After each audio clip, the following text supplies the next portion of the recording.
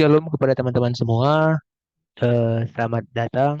Nah, perkenalkan dulu, saya Romeo Aldi dan di sini kami ingin mengerjakan tugas kelompok kami dengan rekan saya Yediza dalam tugas kelompok arsitektur dan organisasi komputer.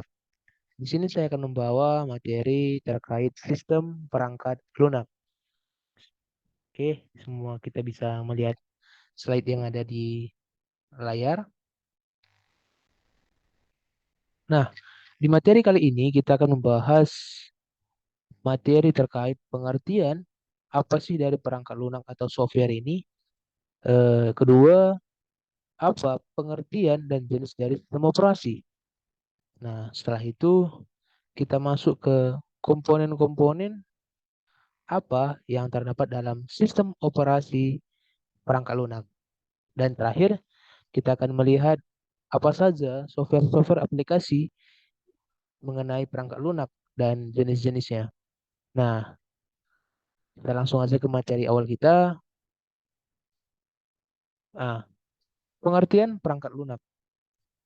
Perangkat lunak ialah sebuah software dari komputer yang merupakan suatu perangkat yang berisi serangkaian instruksi program, eh, prosedur, pengendali, pendukung, dan aktivitas-aktivitas lain baik dalam pengolahan, perintah, hingga pada sistem komputer sendiri. Jadi software itu merupakan sebuah komponen yang abstrak dari susunan dari sistem komputer. Tanpa software, teman-teman, komputer ini adalah sebuah barang rongsokan, sebuah barang elektronik yang tidak dapat digunakan. Jadi, komputer adalah sebuah susunan atas hardware dan software-software yang saling bekerja sama. Nah, hardware komputer akan hidup dan memiliki fungsi jika digunakan bersama-sama dengan softwarenya. Jadi, dalam sebuah komputer, dalam sebuah laptop, hardware dan software itu saling berhubungan. Baik terlebih dari tombol power. Tombol power juga akan menyambung eh, berisi sebuah perangkat lunak yang akan menghubungkan dari sebuah prosesor untuk memberikan kerja apa sih yang akan ditampilkan. Apa pertama yang harus diperintahkan dalam awalnya kita menghidupkan komputer tersebut, teman-teman. Nah, eh, jadi tanpa adanya yang seperti pengertian kita, tanpa adanya software, komputer juga sebuah barang elektronik yang tidak maksimal pengerjaannya atau sebuah barang yang eh, tidak dapat kita gunakan. Jadi saling berhubungan. Mereka itu sebuah hardware yang tidak dapat berjalan tanpa adanya sebuah perangkat yang tidak dapat berjalan jika hanya ada salah satu di antaranya. Jika ada hardware tidak ada software, komputer tidak berjalan. Ada software, tidak mungkin ada tidak mungkin ada software jika tidak ada komputer. Nah, jadi hardware hanya mengenali instruksi yang diberikan oleh software. Nah, di dalam setiap hardware pasti ada perintah perangkat lunak yang ada di dalamnya. Baik dalam kata lain juga eh, pengertian kita terkait pengertian software itu sendiri adalah sebuah pengontrol yang mengatur perangkat keras pada lapisan yang pertama, di mana perangkat lunak atau software akan membantu, memanajemen, memproses hingga komputer itu dapat berjalan dengan optimal, teman-teman. Oke, kita masuk ke dalam perangkat lunak apa saja yang tergolong di dalamnya. Nah, di sini akan membahas terkait perangkat lunak yang akan digolongkan, yaitu ada dua. Apa saja sih perangkat lunaknya? Yang pertama, software system, yaitu software yang mengoperasikan sistem komputernya dan yang akan dibagi menjadi beberapa bagian seperti software operasi, software sistem bantuan atau utility, hingga software bahasa, language. Nah, bagaimana sih tentang software operasi itu software operasi adalah software yang mengendalikan sistem komputer. Di sini yang bekerja ialah pada awalnya sebuah Windows. Yang kita kenal ada 3 yang sedang berjalan sampai sekarang. Yang pertama Windows, Linux, hingga Unix. Nah, yang kita tahu bahwasanya yang paling banyak pemakaiannya ialah Windows. Yang kedua, yang B, software sistem bantuan, yaitu utility, di mana itu juga bisa sering kita sebut sebagai utilitas.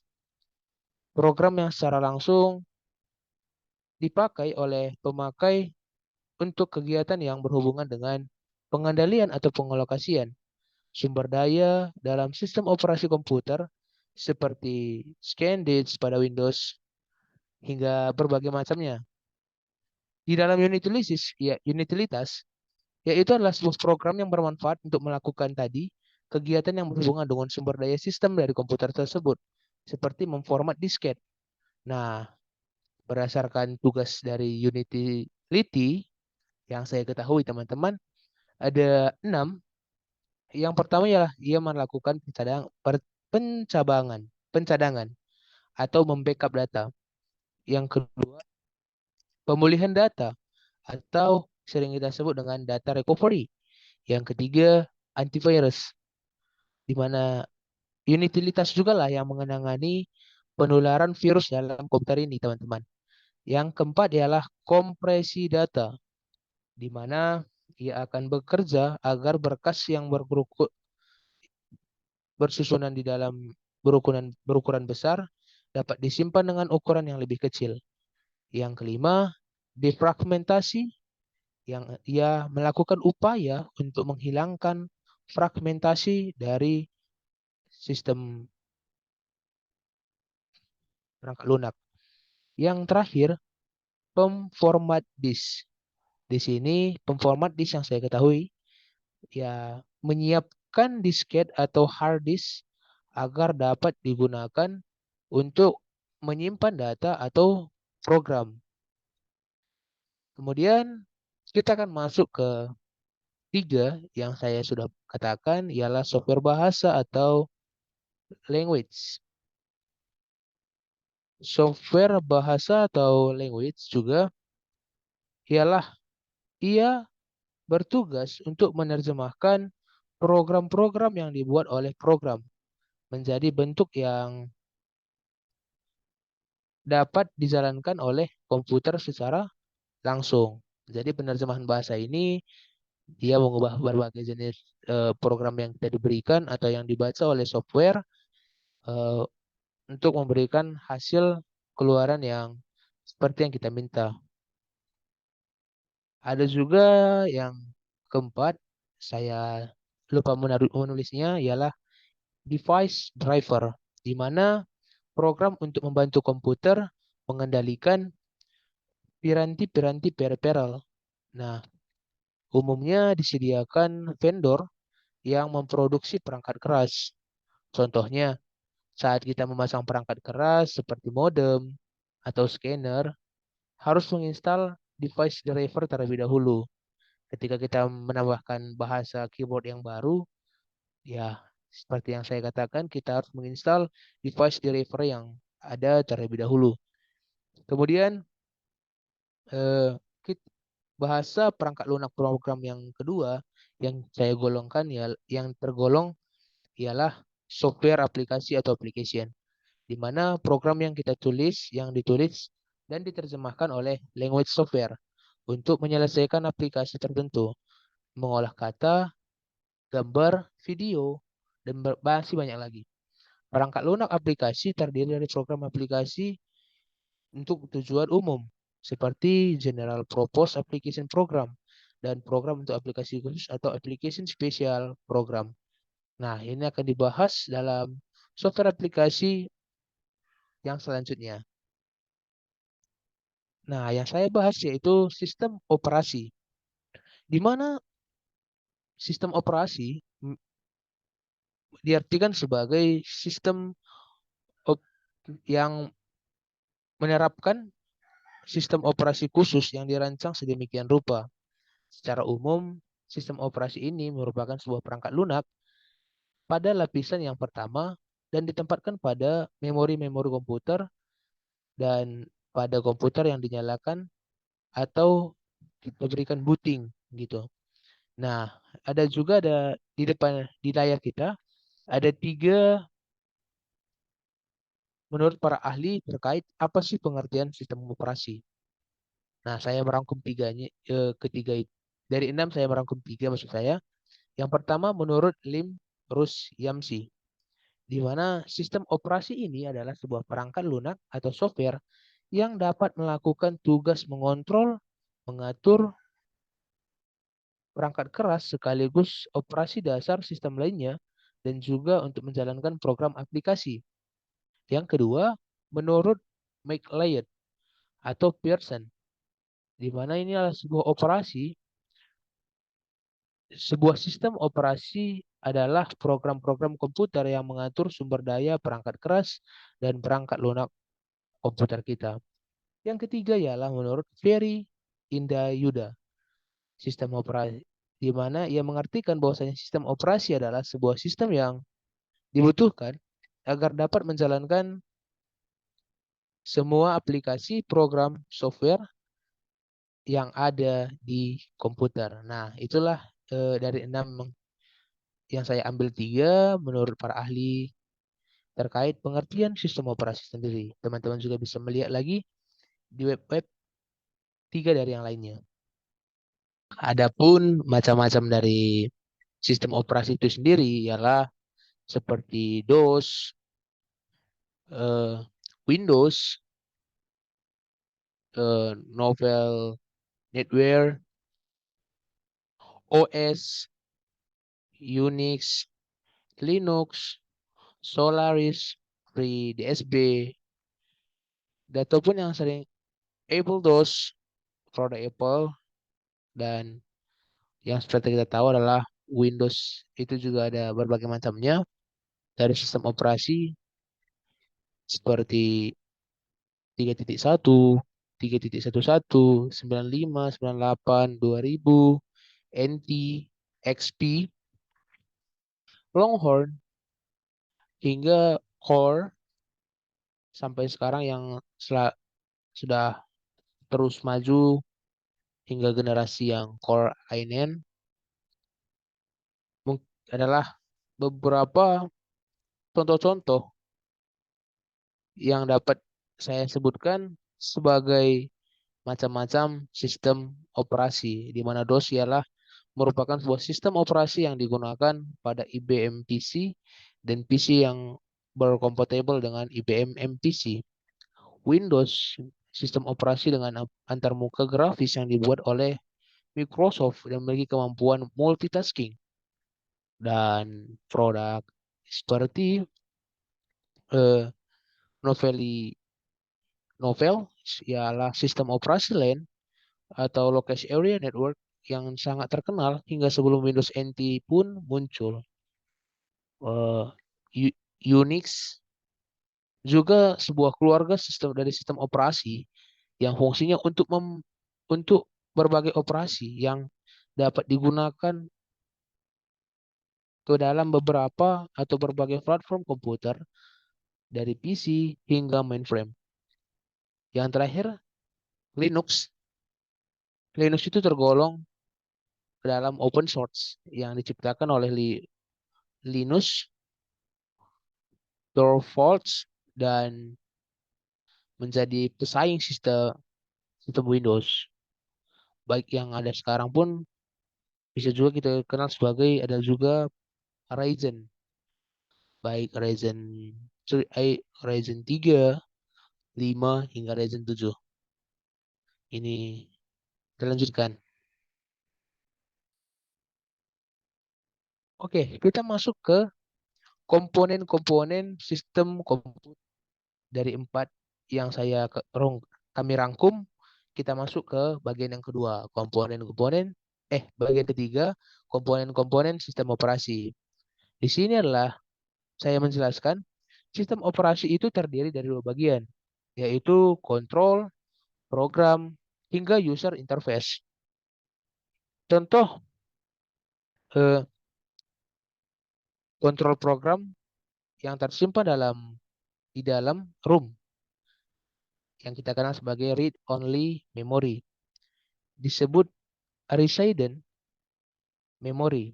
Nah, kontrol program yang kedua ialah kontrol program yang tersimpan di disk atau disebut disk operation system atau DOS.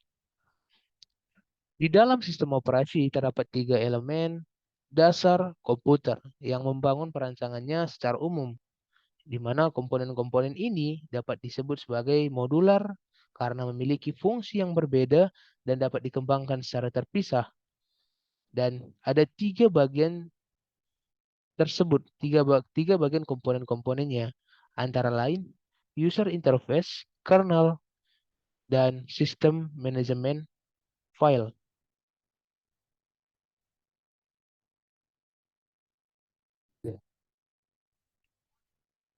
Nah, yang pertama, yang pertama kita akan mungkin kalian akan bertanya apa itu user interface. Nah, user interface adalah sebuah tampilan visual dari produk yang menghubungkan atau dari sebuah software yang menghubungkan sistem dengan pengguna atau user lain. Nah, bisa berupa website, aplikasi, hingga lainnya. Jadi, user interface atau kita singkat dengan UI adalah sebuah layar yang berisi atau berbentuk warna dan font yang dirancang semenarik mungkin. Nah, mungkin contoh sederhana dari UI itu adalah menu-menu pada Windows. Kalau fungsinya sendiri ialah untuk membantu kita menampilkan visual akan isi dari menu-menu tersebut menggunakan produk-produk, menunjukkan pengguna ketika berinteraksi dengan produk-produk itu. Yang kedua ialah kernel. Apa sih kernel itu? Kernel itulah sebuah modul utama dari operasi sistem sebuah hardware, di mana tugas utamanya adalah memberi layanan kepada aplikasi dan bagian lain dari OS, lalu memuatnya ke dalam memori utama. Kalau fungsinya apa? Fungsi utama dari sebuah kernel adalah mengelola segala sumber daya yang terdapat dalam komputer yang memungkinkan software aplikasi eh, untuk menjalankan dan penggunaan sumber daya tersebut. Kernel juga berfungsi sebagai pelayanan terhadap software agar dapat mengakses hardware pada sistem komputer secara aman. Yang ketiga ialah sistem manajemen file, di mana ia berguna atau sistem manajemen file adalah sebuah proses administrasi sistem yang mengenangani data digital dengan akurat. Mungkin itu untuk ketiga bagian utama dari sistem komponen komputer. Kita masuk ke fungsi sistem operasi. Yang pertama, fungsi sistem operasi sendiri ialah fungsinya bersifat multitasking. Bagaimana multitasking itu? Di mana multitasking itu memungkinkan beberapa program sekaligus diproses pada saat bersamaan di sebuah komputer dengan single user. Dengan kata lain, multitasking juga bekerja di mana ia harus di mana kemampuannya yang memungkinkan untuk seseorang pemakai dapat menjalankan sejumlah program dalam waktu yang sama. Jadi yang kedua ialah multi programming, di mana di sini saya menjelaskan bahwa multi programming memungkinkan beberapa program menggunakan resource komputer pada saat dan waktu yang bersamaan atau bergantian. Contohnya, masukkan data, melakukan cetak pada printer. Yang ketiga ialah time sharing, di mana ia memungkinkan beberapa pemakai komputer menggunakan CPU bersamaan dengan CPU yang akan memberikan waktunya bergantian pada user untuk melayaninya. Nah, time sharing juga adalah sebuah metode yang memungkinkan sejumlah pemakai yang dapat berinteraksi dengan proses-proses yang dibuatnya dengan jumlah waktu yang sama. Jadi ada beberapa waktu yang sama yang dapat diproses menggunakan yang diberikan memungkinkan CPU dengan waktu yang bergantian ataupun akan melayaninya tanpa harus bertabrakan. Yang keempat, multiprocessing, di mana di sini ia akan memungkinkan beberapa CPU bekerja bersama-sama secara paralel dalam suatu sistem. Nah, multiprocessing, ia kemampuan sistem operasi yang menjalankan dua atau lebih instruksi yang secara serentak dengan menggunakan sejumlah CPU dalam sebuah komputer. Nah, jadi multiprocessing ini contohnya ialah saya dapat mengerjakan beberapa hanya dalam satu waktu. Saya sambil mendengarkan musik bisa, merekam video seperti saat ini, hingga sambil melakukan pembagian layar atau presentation. Nah, disinilah yang akan dilakukan oleh multiprocessing. Dalam satu dapat memberikan beberapa proses secara bersama-sama. Yang kelima adalah penyimpanan virtual, di mana ialah sebuah metode yang menangani sejumlah program dengan membagi program-program ke dalam bagian yang lebih kecil dan berukuran sama. Nah, kita masuk untuk fungsi yang kedua ialah fungsi sistem operasi. Merupakan sistem operasi yang menyediakan fasilitas program bantuan atau tools diantaranya seperti memformat, menyalin, mengecek, menangani file, serta menangani tampilan-tampilan dan defragmentasi, mengcopy, mendelete, zip, burn, dan lain-lain. Nah, di sini nanti akan dilanjutkan oleh teman saya, Yediza. Sekian dari saya Romeo. Terima kasih. Oke, di sini saya bernama Yediza Artasasta Surbakti ingin melanjutkan presentasi dari kawan saya. Di sini saya akan membahas tentang software bahasa. Software bahasa merupakan program khusus yang dibuat oleh vendor yang digunakan untuk mengembangkan program aplikasi. Software bahasa berfungsi sebagai penerjemah antara program yang ditulis dengan bahasa manusia menjadi bahasa mesin atau disebut dengan machine language yang dibaca oleh komputer. Oke, di sini kita akan membahas tentang evolusi perangkat lunak. Yang pertama, kita akan membahas perangkat lunak bahasa generasi pertama. Perangkat lunak bahasa generasi pertama menggunakan bahasa mesin. Bahasa mesin dituliskan berupa suatu instruksi program dengan kode binary, misalnya 0001 01000001. Yang kedua, perangkat lunak bahasa generasi kedua. Beranjak dari sulitnya bahasa mesin, maka dibuat bahasa generasi kedua yaitu assembler. Assembler menerjemahkan program aplikasi yang ditulis dengan bahasa perakit menjadi bahasa mesin, yang ditulis dengan kode simbolik atau mnemonik. Yang ketiga, perangkat lunak bahasa generasi ketiga. Beranjak dari kesulitan dan fungsi yang terbatas dikembangkan bahasa generasi ketiga yaitu bahasa tingkat tinggi sebagai berikut. Yang pertama bahasa prosedural yang ditulis dengan prosedur tertentu urut dari awal sampai akhir sesuai dengan algoritmanya. Yang kedua, bahasa interpreter, compiler, Fortran, COBOL, Pascal, C, dan BASIC. Bahasa interpreter. Apa itu bahasa interpreter?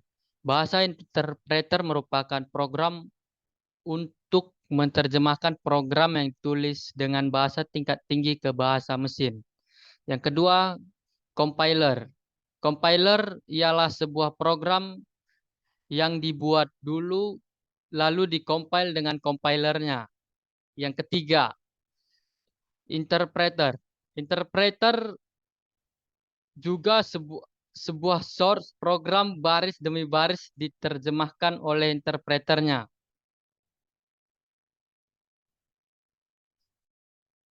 Basis.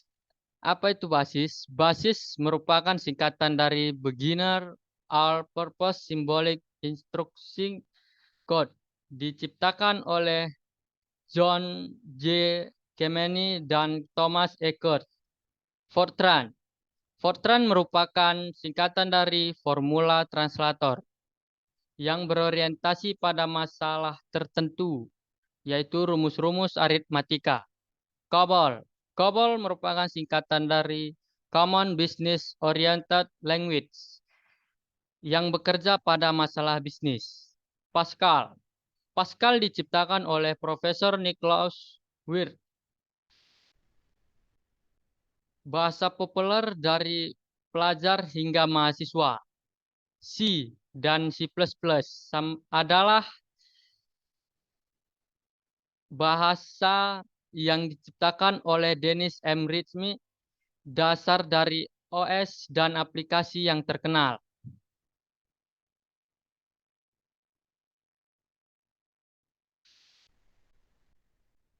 Perangkat lunak bahasa generasi keempat sudah menggunakan bahasa non-prosedural karena user dapat membuat aplikasi dengan mudah.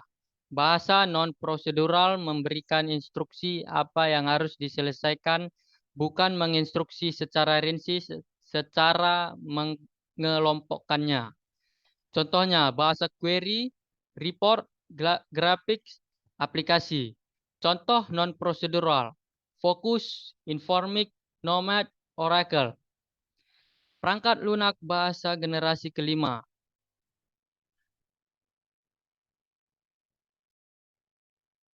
Sering disebut juga sebagai constraint programming. Bahasa programan ini digunakan pada AI atau kecerdasan buatan. Program generasi ini sudah mulai berpikir karena melalui pemrograman ini dia sudah bisa mulai menerjemahkan perintah yang diberikan seperti sebuah data, fakta dari sebuah lingkup masalah, hingga program akan memberikan keluaran dalam bentuk solusi. Contohnya Prolog, RISP. Perangkat lunak bahasa lainnya. Yang pertama bahasa visual, OOP, HTML, Java. Bahasa visual. Visual berorientasi objek, langsung drag and drop. Java. Java berorientasi pada objek, digunakan untuk lintas platform dan OS atau banyak variannya. HTML. Hypertext Markup Language. Membuat halaman hypermedia di internet. Kita lanjutkan software aplikasi. Software aplikasi merupakan perangkat lunak siap pakai yang nantinya akan digunakan untuk membantu melaksanakan pekerjaan penggunaannya. Merupakan program yang dikembangkan sendiri atau dibeli dari pemasok luar untuk memenuhi kebutuhan tertentu penggunanya. Secara umum, perangkat lunak aplikasi dapat dibagi menjadi yang pertama, General Business Management. Membuat fungsi-fungsi spesifik yang dilakukan dalam bisnis sehari-hari berjalan secara otomatis, seperti pembayaran, manajemen proyek, kontrol inventory, dan lain sebagainya.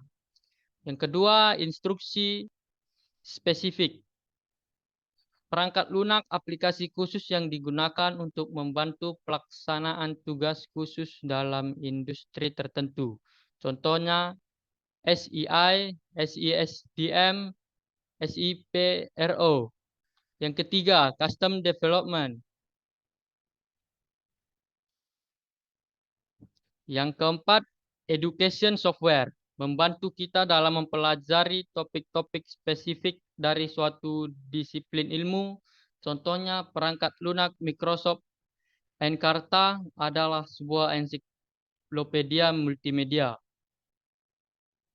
Yang kelima, Personal Productivity Software. Mencakup word processing, desktop publishing, spreadsheet, presentasi grafik, communication, personal information management. Yang keenam, groupware. Dan yang terakhir, spesialis software tools.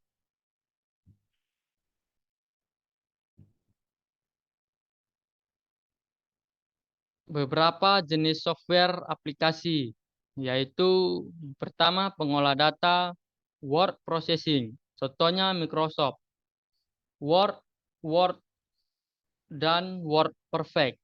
Yang kedua pengolah tabel, spreadsheet. A. Lotus, contohnya EMI Pro, Lotus Suite. B. Excel. Yang ketiga pengolah data, contohnya Word Perfect dan Microsoft Access.